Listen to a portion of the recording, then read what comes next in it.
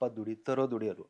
ಪಾಪ ಅವರು ಮಾತ್ರ ಟೀಚರ್ ಕೆಲಸ ಮಾಡಿ ಮನೆಗೆ ಏನು ಬೇಕು she was supporting, she was a back bone for M all. ಕೆಲವು ಎಲ್ಲ ನನ್ಗೆ ಬರ್ತಿದೆ ಎಲ್ಲ ನಾ ಬಲ್ಲವ ಅಂತ ಅನ್ಕೊಂಡ್ರೆ ಅವಳು ಕತೆ ಕೇಳಿರ್ತಾಳೆ. ಅವಳಿಗೂ she seen lot of movies. She will also know ಏನೇನೂ ಪಬ್ಲಿಸಿಟಿ ಇರಲ್ಲ, ಏನೇನೂ ಮಾಡಿರಲ್ಲ, 1,000 ಕೋಟಿ ಮೇಲೆ ಎತ್ಕೊಂಡು ಹೋಗ್ರಿ. ಈಗ ನಿಮ್ಮ ತಂದೆಯವ್ರು ಹೋಗೋ ಸಂದರ್ಭದಲ್ಲಿ ನಿಮಗೆ 12-13 ವರ್ಷ ಅಂತ ಹೇಳಿದ್ರಿ. ಆಗಿನಿಂದಲೂ ಅದ್ರ ಬಗ್ಗೆ ಏನೇನೋ ಒಂದಷ್ಟು ಕಾನ್ಸ್ಪಿರಸಿಗಳು ಅದು. See there is one way of telling is ಮನೇಲಿ ಮಾತಾಡ್ಕೋಬೋದು. ನನಗೆ ಮನಸ್ಸು ನೋವಾಗಿದೆ ಅಥವಾ ನನಗೆ ಏನೋ ಆಗ್ಬರ್ತಾ ಇಲ್ಲ, ಏನಕ್ಕೆ ರಿಲೇಷನ್ಶಿಪ್ ವರ್ಕ್ ಆಗಲ್ಲ, ಏನು ಮಿಸ್ಟೇಕ್ ಆಯಿತು, ಎಷ್ಟು ಹಿಡಿತಾ ಮಿಡಿದಲ್ಲಿರ್ತೀವಿ ಅಷ್ಟು ನಮ್ಮ ಜೀವನ ಚೆನ್ನಾಗಿರುತ್ತೆ. Can't blame my mother, you can't blame my father, can't blame them also, you can't blame them also. ತಪ್ಪು 2 ಕೈ ಸೇರಿದ್ರೆ ಚಪ್ಪಾಳೆ ಆಗೋದು, ಈ 2 ಕಡೆ ಸೇರಿದೇನೆ ಚಪ್ಪಾಳೆ ಆಗಿರೋದು.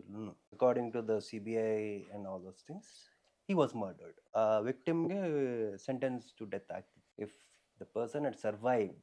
ನಿಮ್ಮ ತಾಯಿಯವರು ಏನಾದರೂ ನಿಮ್ಮ ತಂದೆಯವರ ಸ್ಟ್ರಗಲ್ಸ್ ಬಗ್ಗೆ ಹೇಳಿದಾರ? ಅಂದರೆ ಅವ್ರು ಹೋದ ಮೇಲೆ ಬೇಸಿಕಲಿ ಅವ್ರು ಟೀಚರ್ ಆಗಿದ್ದರಿಂದ ಅವರು ಅಪ್ಪ ದುಡಿಯೋರು.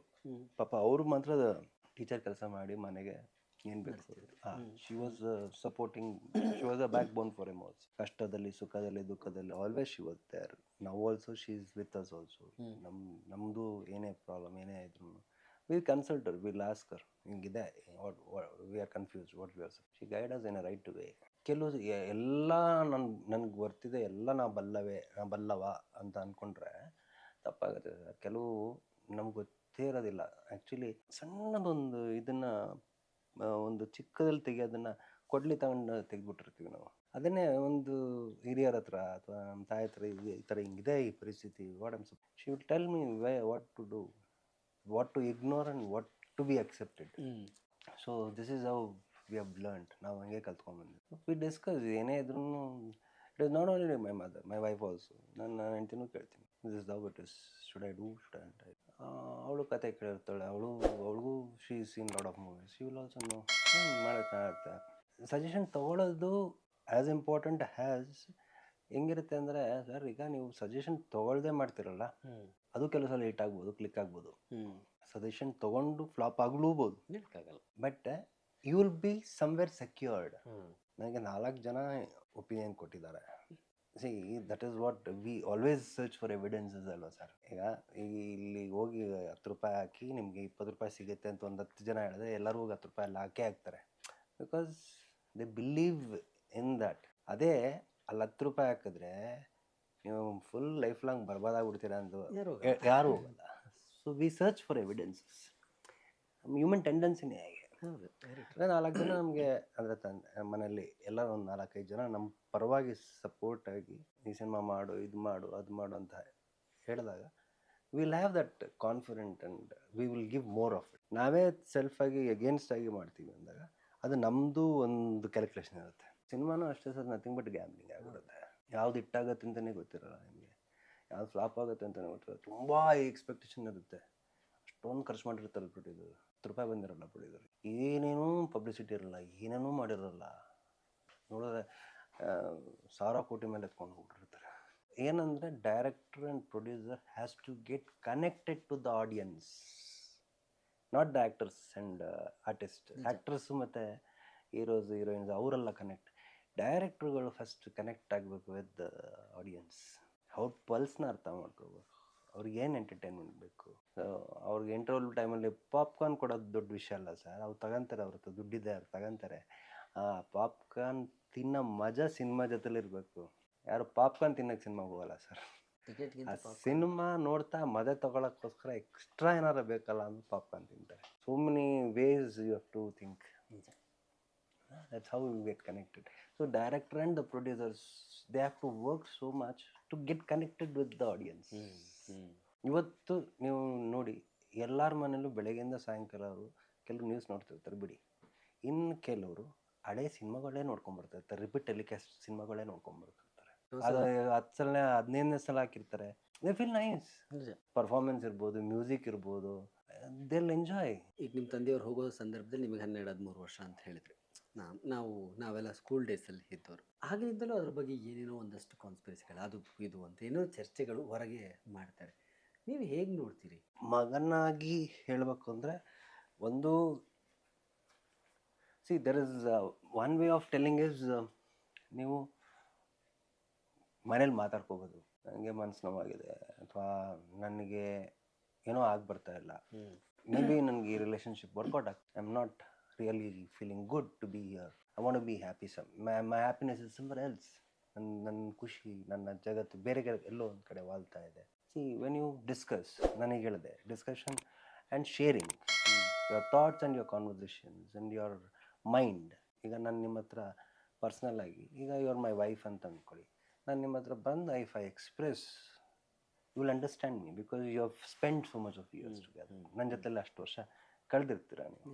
ನಾನು ಎಷ್ಟು ಗಂಟೆಗೆ ಎದ್ದೇಳ್ತೀನಿ, ಏನು ಮಾಡ್ತೀನಿ, ಏನು ಇಷ್ಟ, ನಾನು ಯಾವ ಬಟ್ಟೆ ಯಾವ ಕಲರ್ ಇಷ್ಟ, ಎಲ್ಲ ನಿಮ್ಗೆ ಗೊತ್ತಿರ್ಬೇಕಾದ್ರೆ ನನ್ನ ಹತ್ರ ನಾನು ಶೇರ್ ಮಾಡ್ಕೊಂಡಾಗ you will also give me the same feedback. What is going wrong, ನನ್ನಿಂದ ಏನು ತಪ್ಪಾಗ್ತದೆ, ನಿನ್ನಿಂದ ಏನು ತಪ್ಪಾಗ್ತದೆ, ಏನಕ್ಕೆ ರಿಲೇಷನ್ಶಿಪ್ ವರ್ಕ್ ಆಗಲ್ಲ, ಏನಕ್ಕೆ ಏನು ಮಿಸ್ಟೇಕ್ ಆಯಿತು, ಎಲ್ಲಿ ಮಿಸ್ಟೇಕ್ ಆಯಿತು. ಅದಕ್ಕೆ you should be very broad minded. ಅವಾಗಿನ ಸಿಚುವೇಶನಲ್ಲಿ ಸೊಸೈಟಿನ ಹಾಗೆ ನ್ಯಾರೋ ಮೈಂಡೆಡ್, ನ್ಯಾರೋ ಅಂದರೆ ಈಗ ನಾನೀಗ 8 ಗಂಟೆ ಮೇಲೆ ನಿಮ್ಮ ಮನೆಗೆ ಬಂದೆ ಅಂದರೆ there is something wrong happening ಅನ್ನೋ ಒಂದು ಫೀಲ್ ಇತ್ತು. ಯಾರೋ ಒಬ್ಬರು ಒಂದು ಗಂಡಸು ಯಾರೂ ಇಲ್ದಿರೋ ಒಂದು ಹೆಂಗ್ಸ್ ಮನೆಗೆ ಬಂದರೆ 8 ಗಂಟೆ ಮೇಲೆ ಅವ್ರಿಗೊಂದು ಭಾವನೆ ಏನು ಅಂದರೆ, ಓಹ್ ಏನೋ ನಡೀತಾ ಇದೆ ಆ ಮನೆಯಲ್ಲಿ.